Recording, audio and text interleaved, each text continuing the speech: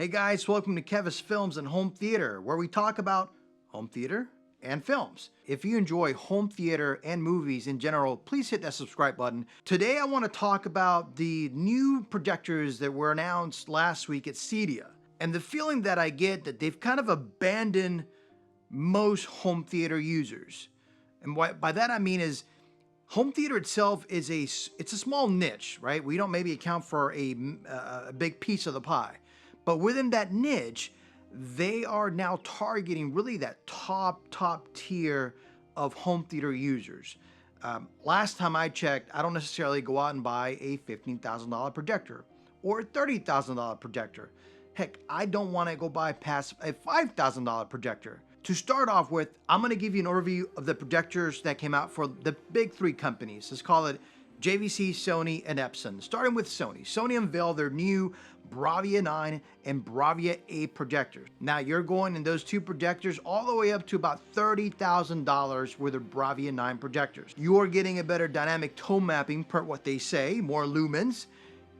Is it justifiable to go to $30,000 to get a great experience in your home theater? I don't know. That's up to everybody. That's your own personal question to go by. Then right there behind them, you have JVC. A couple of months ago, JVC announced their NC 900 and their NZ 800. And now this time around, JVC brings their NZ 700 and their NZ 500. More to come on that one a little bit later on. I've been with Epson probably for the last 3 years. I own a 4010, homecinema 4010 projector. I paid probably about $1,800 3 years ago, 3.5 years ago. The unit has been really good to me, have not had any issues with it, really looks plenty bright. I probably have about 1,300 hours in the unit, and I have not had any issues with the bulb or the unit itself. One of the cool things about Epson 3 years ago was when they unveiled their LS12000, their new flagship projector, for $5,000. They also brought in the LS11000 for $4,000. So Epson used to be that brand where if you as a consumer wanted to have, say, a flagship model that was pretty good within a certain price range, maybe $5,000 or below, Epson was going to have some really good projectors. And don't get me wrong, Sony's at their maybe lower tier projectors. I don't know if they're that low. JVC as well has some very smaller. They're not really. You don't have motorized lens with them, and I think that's a big deal for me because I do have a constant height wide 235 screen where I do want to have a motorized lens to be able to go from 16:9 to 235, 234 throughout. The other projectors, as they come down in value, like a Sony 5000 that came out 3 years ago too as well, it may be a really good projector, but it doesn't have a motorized lens for me, which I really can't do much with it when you're having a certain, when you have the 235 screen. Going back to Epson, I felt that they fought for more of the mainstream home theater market niche, meaning they're not there to go after those that are willing to just go ahead and spend $30,000 on a projector. Now this year, I kind of feel abandoned by Epson. They have completely left anything under the $5,000 mark out of the picture. They have introduced what they call their step up to the flagship.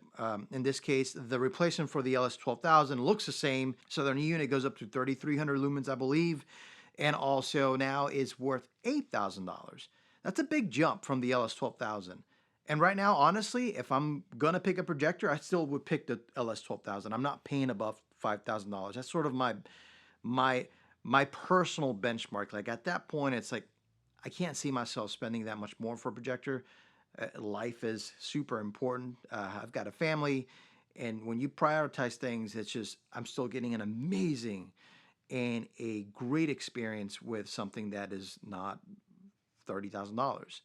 Now, I've seen shootouts as of a couple of years ago where they'll bring the LS12000, they'll bring a JVC projector, and maybe they'll compare something that is like an Epson 5050 versus a JVC NZ8 or so on.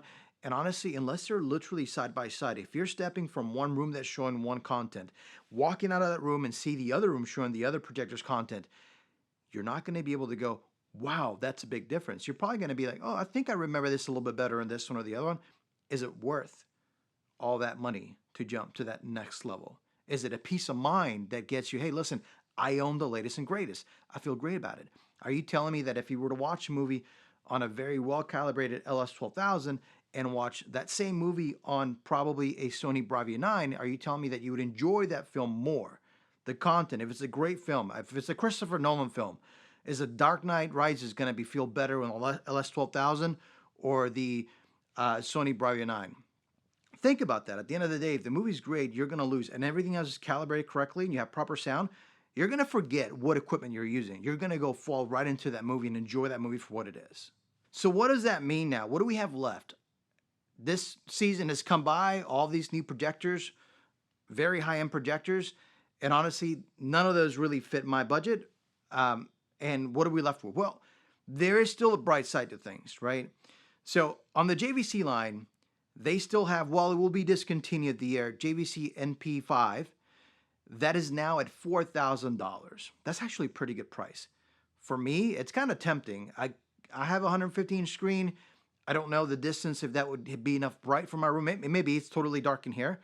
So that's actually one of my possibilities for later this year. You still have the Sony ES5000 that came out 3 years ago as well. Again, no motorized lens, but if you have a 16:9 screen and you don't need to switch between a 235 and a 16:9 screen, that's still a pretty decent buy at $5,000. You still have those that are a little bit lower. They still make them, like the Epson 5050 that you can get for about $2,500. You can still get the 4010 that I own for about, I think right now Amazon has it at $2,000. You can get it cheaper. I've seen it go down to about $1,500 on sales once in a while. So you can still get those projectors. And again, they're going to produce a really good image. You may want to calibrate them, have them calibrated, and you'll probably enjoy a little better in performance from the projector, but they still put a really good image out of the box. On the Epson side of things, you still have as well the LS12000 and LS11000. I would say probably after all this pre-orders go in and people go after and they capture the market on the new QB1000, I think you probably will start seeing maybe some sales probably later this year on the LS12000 and 11000 as well. But I would probably see that more like maybe Black Friday deals or Christmas kind of time deals on the projector. So it might be worth the wait and see what happens there. I still believe you're probably getting a massive value for what you're paying with the LS12000. And again, I don't have an LS12000. Just based on my research, I want to see it on the AVS forums and throughout. I believe that's probably going to be a good bang for the buck. And then the other option, it is a little bit above what I said my budget would be, but JVC to come out with their NZ500. Got about 1,000 more lumens of their NP5. It's now laser. It still has their famous dynamic tone mapping that they use. Great blacks. And one thing that they did is that they actually didn't try to raise their prices from 3 years ago. So in this case, you can get an NZ500 for $6,000. I believe when the NP5 came out, it also started at $6,000. So props to JVC, because they actually, if anything, released new models, got rid of the old ones that weren't there before, and they came in at either at the price they started off with 3 years ago or a little bit less. And their prices really did not increase. And get the Epson, everything's higher than it was before. The Sony, higher than it was before.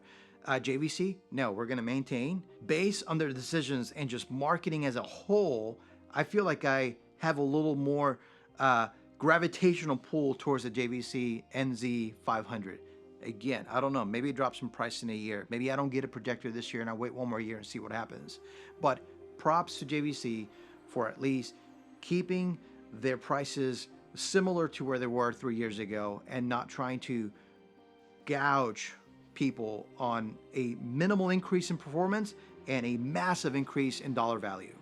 At the end of the day, these companies go after a profit margin. And if they think that making more expensive products gives them that better profit margin, well, that's where they're going to go after. They're not here to just, it's not a hobby to them. They're here to make money.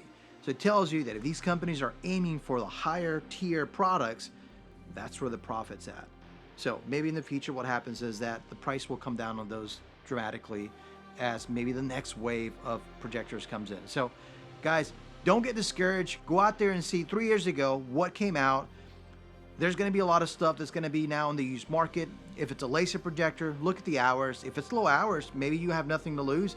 and you're getting a really good deal, hey, jump on it. And do not forget, at the end of the day, this is a hobby, okay? Be happy with the equipment that you've been blessed to enjoy and have in front of you. Keep watching movies, keep watching great content, and if you can get lost watching a film and really falling for that movie and forgetting everything else, it just tells you you're doing the right thing. Guys, tell me below, what projector do you have? What projector would you like to see maybe in the next 3 years come out? What would you like it to probably have in terms of features? And maybe what is that price point, that realistic price point that you would like it to see in? Maybe companies will come out here, look at it and understand exactly what most people are trying to get, and maybe they'll be able to produce something for that for us. Guys, thank you for watching. Please make sure to hit that subscribe button, like the video, stick around for the next one, leave a comment below, and I look forward to seeing you in the next video. Thank you, guys.